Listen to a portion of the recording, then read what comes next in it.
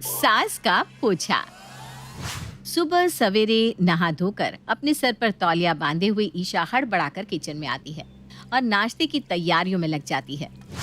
ओहो, जल्दी करते करते भी देरी हो ही जाती है। घड़ी को भी न जाने सुबह क्या हो जाता है, कितनी तेजी से दौड़ रही है। 8:30 बज गए और अब तक नाश्ते का सारा काम बाकी है और अभी 10 मिनट में मम्मी जी नाश्ता नाश्ता करने लगेगी। अब हड़बड़ाइए मत भाभी, सब हो जाएगा। मैंने सब्जियां काट कर रखी है। रोटियां बनाने के लिए ईशा आटा निकालती है कि तभी उसे अपनी सास की आवाज सुनाई देती है, जो जोर जोर से चिल्ला रही थी। सारे के सारे बिजनेसमैन तो इसी घर में पैदा हुए हैं। नहाने के बाद फर्श का पानी का वाइप करने तक की फुर्सत नहीं है किसी को।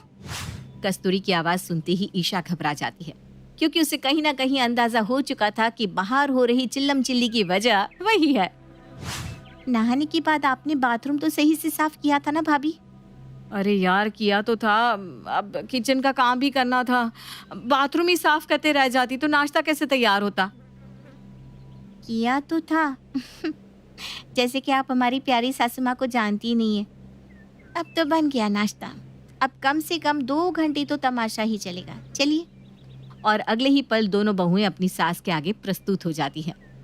मैं नहा कर गई थी ना मम्मी जी, मैंने बाथरूम साफ भी किया था, सच्ची आपकी कसम।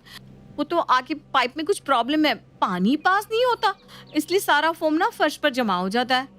ये सुनते ही कस्तूरी एक झाड़ू लेकर जरा आगे बढ़ती है और पानी पास होने वाली जाली से 2 बाल निकालते हुए कहती है, छे छे छे, ये देखो, जाली में 2 बाल का गुच्छा फंसा हुआ है, तो पानी कैसे पास होगा? तुम सब के सब तो बड़े बिजी लोग हो, कौन ध्यान दे, नहा कर बाल भी उठाया नहीं जाता किसी से। ये 2 बाल पानी को रोक रहे थे, हद हो गई। छोड़िए, आप परेशान मत होइए मम्मी जी, मैं कर देती हूँ सफाई। अब क्या, नहाने के बाद ये काम तो करवा दिया तूने मुझसे, अब सफाई करके क्या महान बनेगी? मैं करती हूँ ना मम्मी जी अच्छे से बाथरूम साफ, उसके बाद आप फिर से नहा लीजिएगा।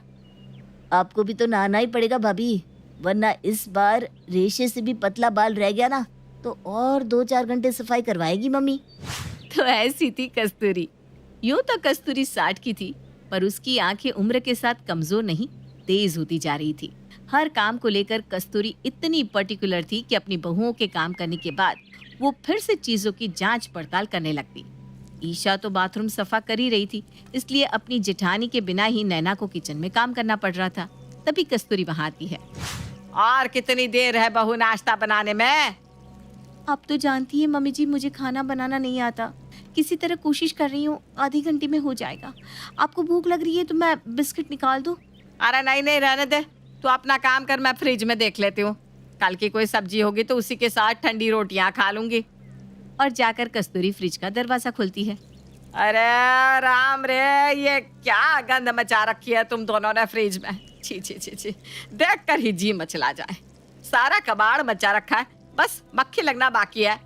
तू नाश्ते का काम छोड़, पहले इधर आकर फ्रिज की सफाई कर। अपनी एक बहू को कस्तूरी बाथरूम साफ करने में लगा देती है, दूसरी को फ्रिज, और खुद पोछा लेकर पूरे घर की सफाई करनी शुरू कर देती है। बताओ, ये लड़की यहाँ कहती है हमने पोछा कर लिया, ये पोछा किया है, दूसरी बार पोंछने पर भी पानी इतना काला होता जा रहा है। फिर कहती है मम्मी जी अब बेकार ही पोछा लेकर घूमती रहती है। अरे भाई, ऐसी सफाई करोगी तो पोछा लेकर घूमना पड़ेगा ना मुझे। और अपने बेटों के ऑफिस जाने के टाइम पर कस्तूरी एक बाल्टी पानी और पोछा लेकर घर के हॉल में पोछा करने लगती है। इतना ही नहीं, वो सभी को उनके कमरे से बाहर निकलने से भी मना कर देती है। और तभी अपने कमरे के दरवाजे पर खड़ा प्रेम अपनी माँ को आवाज लगाते हुए कहता है, और कितनी देर तक तुम्हारा पोछा चलेगा मम्मी? पिछले 1 घंटे से गेट पर खड़ा हूँ, अब अगर 1 मिनट भी और देरी हुई ना तो मेरी हाफ डे की सैलरी कट जाएगी मम्मी। तेरी माँ सुनने वालों में से नहीं है बेटा, हाफ नहीं पूरी सैलरी कटेगी आज तो। तभी अपने कमरे की खिड़की से नितिन कहता है, हैं?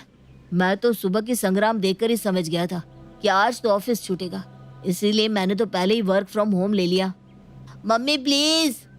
अरे मम्मी मम्मी मत क्या कर, एक तो आज मैंने देर से पोछा मारना शुरू किया है, उसमें भी तुम लोग शोर मचा रहे हो। इतना गंदा घर है, अभी मुझे वक्त लगेगा। मैं छलांग मारकर चला जाऊंगा मम्मी, फर्श पर पैरों के निशान भी नहीं बनेंगे, जरा भी दाग नहीं होने दूंगा, पक्का मम्मी। ज्यादा तेज मत बन, जैसे तेरी पत्नी आधा आधा घंटा कहकर पिछले 3 घंटे से नाश्ता बना रही है, वैसा ही काम तू भी कर देगा। और मुझे फिर से पोछा करना शुरू करना पड़ेगा। अरे जो करना है जल्दी करो भाग्यवान। एक तो सुबह से नाश्ता नहीं किया, ऊपर से तुम्हारा पोछा। अरे जल्दी निपटाओ तो मैं बाहर आकर चाय पीऊं। कस्तूरी के पोछा करने की आदत के कारण नाश्ता तैयार करने के बाद भी नैना रसोई में फंसी रह जाती है और ईशा बाथरूम में, और नितिन, प्रेम और मोहनलाल अपने अपने कमरों में। कस्तूरी की इस सफाई की आदत से सभी परेशान हो चुके थे, पर उसकी आदत तो बदलने का नाम ही नहीं ले रही थी। और इसी तरह कस्तूरी हाथ में पोछा लिए कभी घर का कोई हिस्सा साफ करती रहती तो कभी कोई। फिर एक दिन अपनी एनिवर्सरी पर ईशा अपनी माँ को फोन कर अपने घर इनवाइट करती है। आज मैं और नैना मिलकर इडली डोसा बना रहे हैं मम्मी, तुम और पापा भी आ जाओ ना। भगवान करे दामाद जी और तेरी जोड़ी हमेशा सलामत रहे बेटा। मेरा आशीर्वाद तो यहीं से तेरे साथ है, पर तू ना मुझे अपने घर आने मत बोल। तेरी सास बाप रे बाप, सफाई की दीवानी, अलग ही परेशान करके रखती है। पिछली बार कैसे तेरे घर पर मैंने रात गुजारी थी मुझे याद है। अच्छा तो रुकना मत ना मम्मी, बस खाकर चले जाना, प्लीज आओ ना मम्मी। और ईशा की लगातार जिद करने से सुषमा मान जाती है और शाम को सुषमा और महेश अपनी बेटी के ससुराल पहुंचते हैं। अपने पापा मम्मी को देखते ही ईशा फौरन उनके पास जाती है और उनकी आओ भगत में लग जाती है। आइए मम्मी, आराम से मेरे कमरे में बैठिए। कमरे में? ना ना, वहाँ तेरी सास आकर बिस्तर की चादर ठीक करने लग जाती है। मुझे तेरे कमरे में नहीं जाना, हम यहीं सोफे पर बैठते हैं ना बेटा। और सुषमा और महेश सोफे पर बैठते हैं। अरे समधन जी, आप ही का घर, आराम से बैठिए ना। बहू, अपने पापा मम्मी के लिए चाय नाश्ता तो लेकर आओ।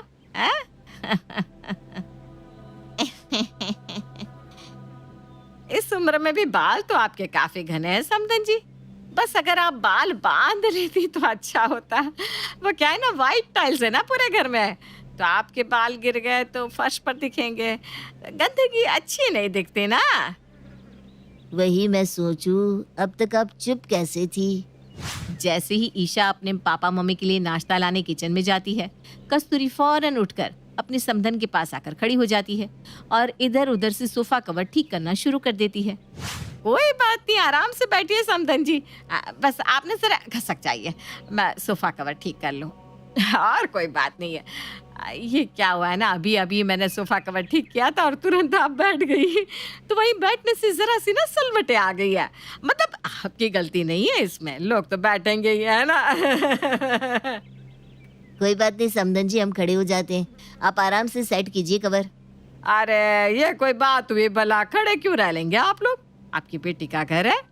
मैं जरा कवर ठीक कर दूं, फिर बैठ जाइए। तभी नैना सभी के लिए नाश्ता लेकर आती है और सभी एक साथ डाइनिंग टेबल पर नाश्ता करने बैठ जाते हैं। महेश चिप्स खा रहा था कि गलती से एक चिप्स फर्श पर गिर जाता है और ये देखने के बाद कहाँ ही कस्तूरी रुकने वाली थी। नाश्ता छोड़कर कस्तूरी फर्श पर गिरा चिप्स उठाकर पोछा लगाना शुरू कर देती है। आप लोगों को अभी नाश्ता करने में 10 मिनट तो लगेंगे ही, तब तक मैं ना डाइनिंग टेबल के नीचे और आसपास पोछा लगा लेती हूँ।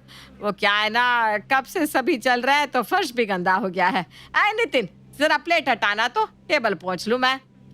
पापा मम्मी आए हुए हैं मम्मी, अभी रहने दीजिए ना, सभी चले जाए उसके बाद पोछा मार लेना। वैसे भी अभी कुछ देर पहले ही तो आपने पूरे घर में पोछा मारा था। अब पता नहीं सामने पड़ी गंदगी देखकर भी तुम सब कैसे आंख बंद कर लेते हो, मुझसे तो बर्दाश्त नहीं होता। ऐसी तो पोछा नहीं मार रही हूँ ना बेटा, नीचे चिप्स भी तो गिरा था। और समधी समधन जी का क्या है, दोनों तो घर के ही है, बुरा थोड़ी ना मानेंगे। क्यों समधन जी, जरा पैर तो ऊपर कीजिए। हाँ। और जब तक सभी डाइनिंग टेबल पर बैठे हुए होते हैं, फौरन कस्तूरी लिविंग एरिया में लगे सोफे सेट करना शुरू कर देती है। अब उसकी ऐसी हरकतें देखने के बाद किसी के ही पेट में नाश्ता जाता। अपनी ऐसी हरकतों से कस्तूरी सुषमा और महेश को बहुत ही अनकंफर्टेबल कर देती है। बेटा अब तू खाना क्या लगाएगी, नाश्ता ही बहुत हो गया, कल सुबह इनको जल्दी उठना भी है तो हम निकलते हैं। सुषमा और महेश वहाँ से चले जाते हैं। कौन ही बेटी अपने माँ बाप का अपने ही ससुराल में इंसल्ट बर्दाश्त कर सकती है। तो इस बार अपनी सास की सभी बातें मानने वाली ईशा अपनी सास पर बरस पड़ती है। मुझे बोलना तो नहीं चाहिए मम्मी जी, पर कहती हूँ, सारा दिन तो आप पोछा लेकर हमारी किस्मत की रेखाएं पोंछती रहती हैं। आज मेरी शादी की सालगिरह के दिन तो रुक जाती। औरत जब तक खुद बहू रहती है तो सास को गाली देती है, और जब खुद सास बन जाती है तो बहू को जितना तंग करना हो सके करती रहती है। दिन भर हम आपके झाड़ू पोछा के कारण अपने सारे काम छोड़कर सिर्फ घर में सफाई करने में लगे रहते, पर उससे भी आपके कलेजे में शांति नहीं पड़ी। आपने कितनी इंसल्ट की मेरे पापा मम्मी की, दोनों को भूखा ही जाना पड़ा। 2 मिनट चैन से पानी तक नहीं पी पाए मेरे पापा। अरे बहू, तेरे मम्मी पापा नाराज होकर थोड़ी ना गए, वो तो तेरे पापा को सुबह जल्दी उठना था ना बेटा, इसलिए चले गए दोनों। और सफाई तो अच्छी होती है, मैं तो जो करती हूँ तुम लोगों के भले के लिए करती हूँ, पर तुझे अगर ठीक नहीं लगता तो कल से नहीं करूंगी सफाई, ठीक है? कस्तूरी के मुंह से ये शब्द सुनकर सभी के दिल में ठंडक पड़ जाती है और अपने कहे मुताबिक ना ही कस्तूरी खुद पोछा करती है, ना ही किसी को सफाई पर भाषण देती है। और हर तरफ धूल देखने के बाद भी किसी तरह कस्तूरी खुद को थाम कर बैठी हुई थी कि तभी हड़बड़ाती हुई सुकन्या कस्तूरी के घर आती है। अरे कस्तूरी, कहाँ है तू? क्या हुआ सुकन्या, तू भागी भागी क्यों आ रही है? सब ठीक तो है ना? इससे पहले कि सुकन्या कुछ कह पाती, कस्तूरी की नजर सुकन्या की चप्पलों पर पड़ती है। हे भगवान, तू चप्पल पहनकर घर के अंदर आ गई। यहाँ मैं सफाई कर करके परेशान हूँ और तू। अरे वो तो जिस दिन से तू पैदा हुई है सफाई ही कर रही है, अभी छोड़ दे पोछा। मेरे घर हुआ है लोचा। मेरी दोनों बहुओं ने पूरे घर पर कलेश मचा कर रखा है। किसी भी वक्त दोनों एक दूसरे का सर फोड़ सकती है। जल्दी चल, वो दोनों तेरी बातें मानती है, तू कहेगी तो ये लड़ाई शांत हो सकती है। अरे सवेरे से तेरे घर से चिल्लाने की आवाजें आ रही है। 2 मिनट उन्हें और लड़ने दे, तब तक मैं इस चप्पल के निशान को साफ कर देती हूँ, वरना मेरी ये बहुएं इस दाग पर पैर रखकर आगे चली जाएगी और ये गंदगी पूरे घर में फैल जाएगी। सभी से छुपकर अपने घर पर पोछा लगाने के बाद कस्तूरी सुकन्या के घर जाती है। नेहा, प्रिया, तुम दोनों इतनी समझदार होकर इस तरह कैसे लड़ सकती हो? क्या बात हो गई, मुझे बताओ। मैं क्या बताऊं चाची जी, सब कुछ तो सामने दिख रहा है। शर्म नहीं आया इस बेखुदी को? मेरी साड़ी पहनकर खड़ी हो गई, वो भी लॉन्ड्री की हुई साड़ी थी चाची जी। और तू पिछले महीने जो तूने मेरा सूट पहन लिया था, नया सूट था, टैग भी नहीं हटाया था मैंने। इसमें इन दोनों की गलती नहीं है सुकन्या। अब तेरा घर ही इतना गंदा रहता है तो लोगों के दिमाग में नेगेटिविटी तो आएगी ही। एक काम करो नेहा और प्रिया, बाल्टी लो और चलो मेरे साथ। एक जन किचन साफ करो और हॉल में पोछा लगाओ, और तू सुकन्या के कमरे को साफ करना शुरू कर दे। सुकन्या, फिर देख कैसे तेरे घर का सारा कलेश खत्म हो जाता है। एकदम सही बात है। अगर सभी मिलकर झाड़ू पोछा कर करके ही थक जाएंगे तो लड़ने की ताकत बचेगी किसमें? और कस्तूरी पिछले ही दिन अपनी बहू से किए हुए वादे को भूलकर वापस से अपने पोछे के प्रेम को बिखेरना शुरू कर देती है। और इस बार वो यहीं तक नहीं रुकती और अपनी झाड़ू पोछा के इस ऑब्सेशन को मोहल्ले तक फैलाने लगती है। और अब कस्तूरी के घर वालों के साथ साथ उसके मोहल्ले वाले भी उससे परेशान हो जाते हैं। फिर एक दिन सभी मिलकर किसी तरह कस्तूरी की इस आदत को छुड़वाने के बारे में सोचने लगते हैं, जिस पर अपनी राय देती हुई सुकन्या कहती है। आजकल तो हर चीज का इलाज है बेटा। मेरी बहुएं दिन भर कलेश करती रहती हैं। दोनों को लेकर मैं डॉक्टर के पास जा रही हूँ। क्यों ना तू भी अपनी माँ के झाड़ू पोछे की आदत को छुड़ाने के लिए किसी साइकेट्रिस्ट या थेरेपिस्ट से मिल ले। ये तो आपने बिल्कुल सही कहा आंटी। पता नहीं ये आइडिया मेरे दिमाग में क्यों नहीं आया। मैं आज ही एक अच्छे से डॉक्टर का अपॉइंटमेंट लेकर मम्मी को उनके पास लेकर जाता हूँ। और शहर के सबसे बड़े थेरेपिस्ट को ढूंढकर सभी कस्तूरी के साथ वहां पहुंचते हैं। ये बुआ मुझे ठीक करेगा? अरे मुझे साफ सफाई करने की आदत है, ये कोई बुरी आदत थोड़ी ना है। उससे बाहर तो कोई पेशेंट भी नहीं है, ना कोई चप्पल, और ये डॉक्टर के कैबिन का दरवाजा क्यों बंद है? 5 मिनट मैडम, उस सर के कमरे में अभी पोछा लगा है, तो जब तक फर्श सूख ना जाए सर किसी को अंदर नहीं आने देते। वो क्या है ना, गीले फर्श पर पैरों से निशान हो जाते हैं। हैं? क्या? ले देख ले। पर डॉक्टर साहब, आपके जैसे तो दिन भर पोछा नहीं करते होंगे ना मम्मी जी? एक बार तो कोई भी पोछा मारता ही है। नहीं नहीं मैम, हर पेशेंट के जाने के बाद सर पोछा लगवाते हैं, और उनकी इसी आदत के कारण हमारी मेड भाग गई है, तो अंदर सर खुद ही पोछा लगा रहे हैं, इसलिए तो दरवाजा बंद किया है। तो अब अंदर चलना है कि वापस चलना है? क्योंकि ये डॉक्टर तो मुझे तेरी माँ का भाई लग रहा है बेटा। और 5 मिनट बाद सभी अंदर डॉक्टर के कैबिन में जाते हैं, जहां टेबल पर पोछे के कारण हुए निशान को देखकर कस्तूरी कहती है, पोछा जरा सही से नहीं हुआ डॉक्टर साहब। टेबल पर देखिए, पोछे से लगी धारियां दिख रही हैं आपको? हाँ, पोछा ना सही से निचोड़ा नहीं गया होगा, जरा गीला रह जाने पर ऐसी धारियां बन जाती हैं। नहीं हुआ ना साफ, वही मुझे लग रहा था। क्या बताऊं, मैं खुद परेशान हूँ। पेशेंट देखो या पूछा करूँ, मेरी ना मेड भी भाग गई है। आपके पास कोई मेड होगी तो जरूर बताइएगा। किसी और के भरोसे दुनिया चलती है क्या डॉक्टर साहब? लाइए पोछा, मैं बताती हूँ कैसे परफेक्ट पोछा लगेगा। सच में आप बताएंगी मुझे? प्लीज प्लीज बताइए। अरे डॉक्टर साहब, आप पोछा बाद में कर लीजिएगा, पहले मम्मी का इलाज कीजिए ना। उन्हें हर जगह पोछा लगाने की बहुत बुरी आदत है। सही में कस्तूरी जी, आपको भी आदत है पोछा लगाने की? जैसे ही आपने फर्श पर निशान देखा, मैं तभी समझ गया कि आपकी भी आंखों में वही तजुर्बा है। मुझे भी ना इसी तरह फर्श पर धूल मिट्टी बहुत नजर आती थी, और मैं अपने पति को हमेशा कहता था कि झाड़ू सही से लगाओ। और क्या था, एक हफ्ता उसने झाड़ू लगाया और फिर झाड़ू के साथ डिवोर्स के पेपर मेरे घर पर रखकर चली गई। अब मुझे भी ना इस आदत को छुड़वाना है। आप लोगों को कोई अच्छा डॉक्टर मिले ना तो मुझे जरूर बताइएगा।